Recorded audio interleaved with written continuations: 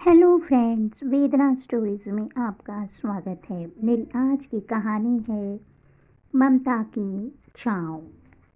आभा का जीवन अपनी गति से चल रहा था कि अचानक कन्नू का फ़ोन कर यह कहना कि कल सुबह तक दिल्ली ना पहुंची तो मुझसे कभी मुलाकात ना होगी। यह सुनकर उसका दिल बैठा जा रहा था। बच्चे भी ना बोलने से पहले कुछ सोचते ही नहीं, कहीं कोई गलत कदम ना उठा ले, जाने क्या चल रहा हो दिमाग में। वैसे भी बचपन से ही अधीर रही है। उनकी समझ में कुछ नहीं आया तो अमन और नेहा को बुलाकर टिकट की व्यवस्था करने के लिए कहा। अमन ने ऐतराज भी किया, अब तुम्हारी उम्र हो गई है माँ, अकेले सफ़र नहीं करने दूंगा। अकेली कहाँ रहूंगी, सहयात्री तो होंगे ना। क्या माँ तुम भी, और यह दीदी को क्या हुआ है, 30 की हो गई, अब भी अकल नहीं आई उसे, ऐसे अचानक बुलवा लिया। अब समझदार ना हुई तो कब होंगी। बेटा तू 10 का था और वह 15 की, जब तेरे पापा हमें छोड़कर दूसरी दुनिया में चले गए थे। पिता की लाडली उनके जाने का गम ना सह सकी थी। उस पर से प्रदीप जी का हमारे जीवन में आना उसके बर्दाश्त के बाहर हो गया। पर माँ, उन्होंने आपकी नौकरी लगवाई थी, हमारे पढ़ाई लिखाई का पूरा खर्चा उठाया, एक पिता की तरह सहारा दिया था। हाँ बेटा, वह तुम्हारे पिता के मित्र थे, स्वयं विदुर थे। उन्हें परिवार चाहिए था और तुम दोनों को पिता। समाज ऐसे रिश्तों की स्वीकृति नहीं देता, तभी तो उन्होंने हमसे विवाह कर लिया था। मगर उसी दिन मैंने कन्नू को खो दिया था।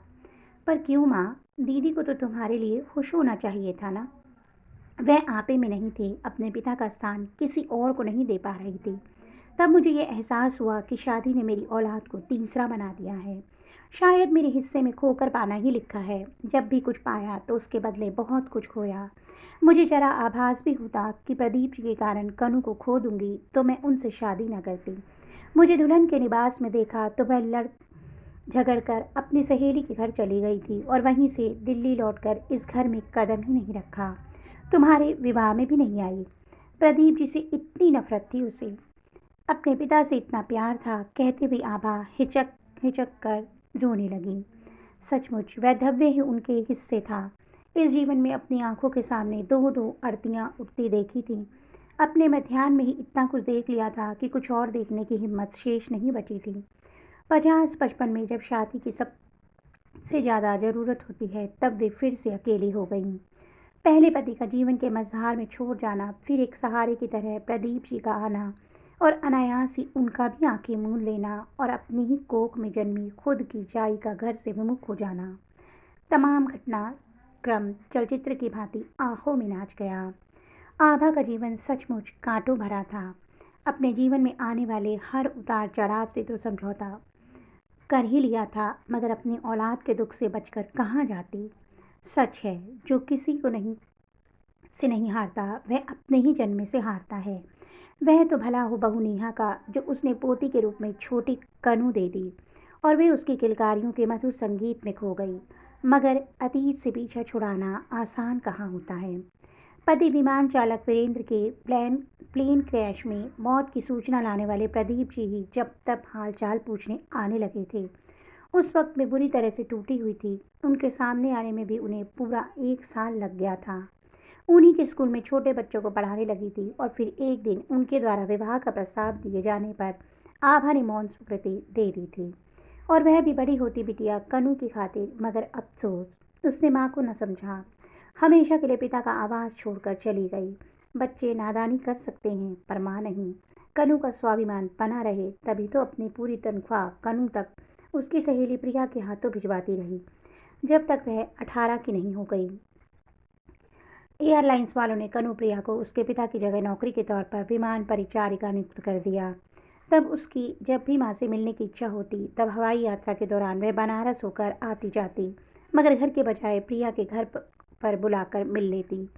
प्रिया शादी कर विदेश चली गई तो बचा खुचा नाता भी टूट गया। तब से उसकी कोई खोज खबर नहीं थी। आखिरी फ़ोन भी तभी किया था जब हृदयाघात से प्रदीप जी की मौत की सूचना मिली थी। उसने फ़ोन पर बस यही कहा, देखा तुमने मेरे पिता की जगह लेने का नतीजा। मरने वालों से कैसा बैर बेटा। उनसे बैर क्यों ना करूं जिन्होंने मुझे जीते जी मार दिया। पिता पहले ही छोड़ गए थे, एक माँ थी जो उन्होंने छीन ली। बेटी के तेवर देख माँ ने चुप्पी ओढ़ ली तो फ़ोन कट गया।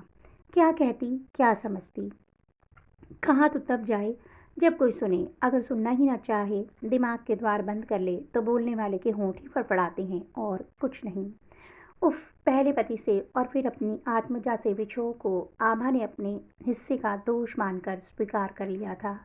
मगर बरसों बाद मिले बेटी के इस अप्रत्याशित पैगाम ने उन्हें बुरी तरह से झकझोर दिया। किसी तरह से खुद को संभाल कर बेटी के पास जाने की तैयारी की। उसकी पसंद की मिठाइयाँ और बनारसी सूट के साथ दिल्ली की उड़ान भर ली। कनू उन्हें लेने एयरपोर्ट आ गई थी, मगर यह क्या, चेहरे पर इतनी गंभीरता क्यों? फूल सी बच्ची का कुम्हलाया मुंह देख जी धक से रह गया। अरे, कैसी दिख रही हो लाडो? चेहरा उड़ा उड़ा काम पर नहीं जा रही क्या? घर पहुंचकर पूछा। बताती हूँ माँ, पहले आराम कर लो। बिटिया की आवाज़ का ठहराव अलग ही था। नहीं, यह उसकी करू नहीं। वह तो कभी सीधे मुंह बात तक नहीं करती थी। थोड़ी देर बाद माँ बेटी खाना खाकर लेटे तो बेटी का माथा चूम उसे सीने से चिपका लिया। उनकी ममता जो बेटी के वियोग में बरसों तड़पी थी, अब तृप्त हो रही थी। माँ, तुम्हें सुनकर अजीब लगेगा, पर बताना भी ज़रूरी है। मैं और रोहन पिछले 2 साल से साथ रह रहे हैं। मैं जिस एयरलाइंस में काम करती हूँ, वह उसी के जहाज़ उड़ाता है, पायलट है। सच कहूँ तो वह जब से मेरी ज़िंदगी में आया है, प्यार को समझ पाई। स्त्री पुरुष का संबंध सिर्फ दैहिक नहीं, बल्कि आत्मिक भी होता है। साथ मजबूत बनाता है, तो जीवन जीने का हौसला मिलता है। साथ ही यह एहसास हुआ कि क्यों तुमने प्रदीप जी का सहारा लिया। तुम्हारी मनोस्थिति समझ पाई तो कदम कदम पर अपनी गलतियाँ पता लगीं। मैंने तुम्हारी खुशियों के बारे में एक पल को भी नहीं सोचा, उल्टे तुम्हें छोड़ कर आ गई। कितने बरस तुम्हारी ममता अपनी बेटी के लिए तड़पी होगी। सच कहूँ तो कई बार तुम्हें देखना चाहा, पर हिम्मत नहीं हुई। तुम्हें दुख देने के बाद मैं अंदर ही अंदर पछता रही थी।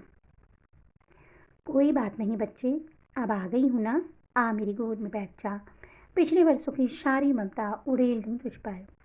उद्गम ने आर्द्र स्वर में गुहार लगाई, जैसे वापस कोख में समा लेने की चाहत बलवती हो आई हो। मगर बेटी पछतावे के दर्द से आकुल थी। इससे पहले कि तुम तक आऊं, मुझे सब कह लेने दो माँ। रोहन के साथ लिव इन में रहते हुए हमारे बीच तय हुआ था कि हमने से कोई शादी का नाम नहीं लेगा। तुम तो जानती हो कि मुझे बंधन से कितनी चिढ़ है।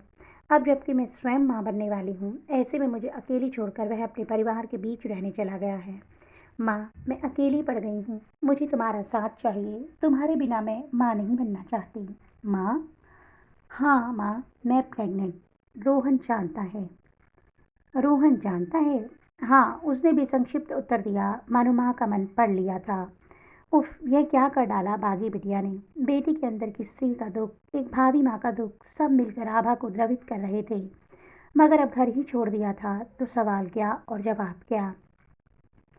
इस वक्त उसे नसीहतों की नहीं बल्कि मदद की ज़रूरत थी। माँ को अपने कलेजे के टुकड़े को फिर से अपनाना था, गले लगाकर फिर गलतियाँ सुधारनी थी।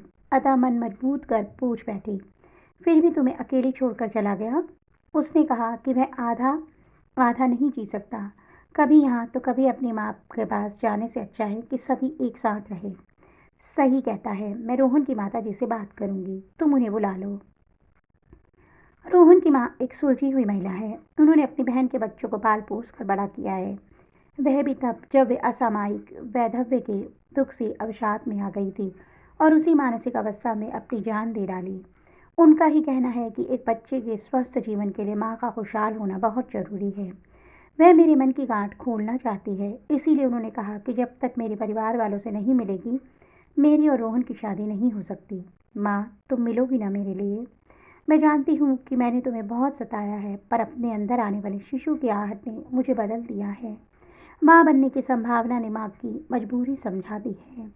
सही मानो, मैं अब तुम्हें समझ पाई हूँ। मुझे माफ़ कर दो ना माँ।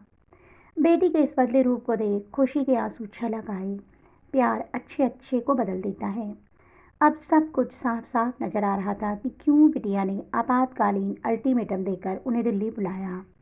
तभी बड़ा ही हैंडसम नौजवान कमरे में दाखिल हुआ और उसके साथ ही एक संभ्रांत महिला थी। ना ना समधन जी, आप अन्यथा ना लें। यह सब रोहन की चाल है, माँ बेटी को मिलाने की। मैं तो कब से कनुप्रिया को अपनी बहू बनाने के सपने संजोए बैठी हूँ। आंटी यह कुछ कहती नहीं थी, पर अंदर ही अंदर घुटती रहती थी। इसलिए मैंने और माँ ने तय किया कि आपके आने के बाद ही शादी होगी, ताकि इसके अंदर का दुख कम हो जाए, आंतरिक खुशी महसूस कर सके। खुद अच्छी बेटी बनेगी तभी तो अच्छी माँ भी बन सकेगी। वाह, इतना अच्छा लड़का, इतनी अच्छी सास मिली है तुझे कनू। धूमधाम से शादी हुई, पूरा परिवार शामिल हुआ और ठीक 7वें महीने वह भी आ गया जिसके लिए आभा यहाँ आई थी। अरे, यह तो अपने नाना की परछाई है। बाप बेटी का ऐसा प्यार न देखा न सुना। सच, वही तेरी ममता की छाँव में बड़े होने वापस लौट आई हैं और वह टूटा परिवार हमेशा हमेशा के लिए जुड़ गया। इस बार आभा ने कुछ खोए बिना ही खुशियाँ पाई। एक पैगाम ने उसके परिवार को पूरा कर दिया था। तो दोस्तों, आपको मेरी ये कहानी कैसी लगी कमेंट बॉक्स में अवश्य बताइएगा। अगर कहानी अच्छी लगी हो तो कहानी को लाइक करना मत भूलिएगा।